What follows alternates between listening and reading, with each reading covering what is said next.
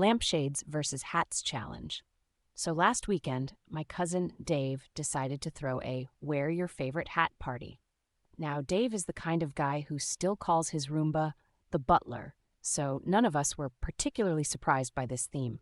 The invite was pretty clear: show up at 7, wear your favorite hat, and prepare for hat-based merriment. I figured it was just an excuse to see who still owns a fedora and who's brave enough to wear a Viking helmet in public.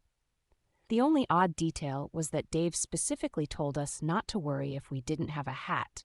He had us covered, whatever that meant. So I show up at Dave's place right on time, and I'm immediately greeted by my cousin, who's wearing what can only be described as a very enthusiastic lampshade on his head. You know, the kind your grandma would scold you for touching. I laughed, thinking it was a gag, but as more friends and family trickled in, every single one of them, no exaggeration, walked through the door with a lampshade perched on their head.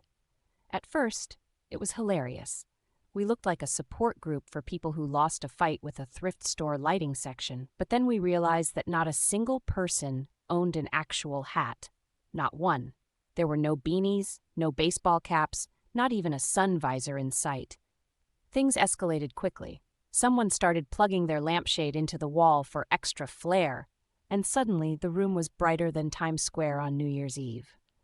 My uncle tried to turn his head to dim the light and nearly blinded the cat.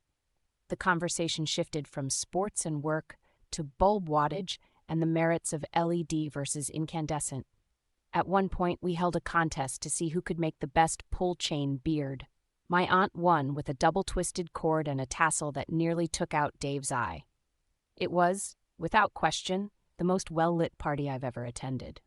By the end of the night, we realized we didn't just not own hats. We also had a glaring problem with groupthink.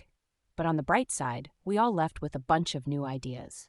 I guess when life hands you no hats, you just have to shade your expectations.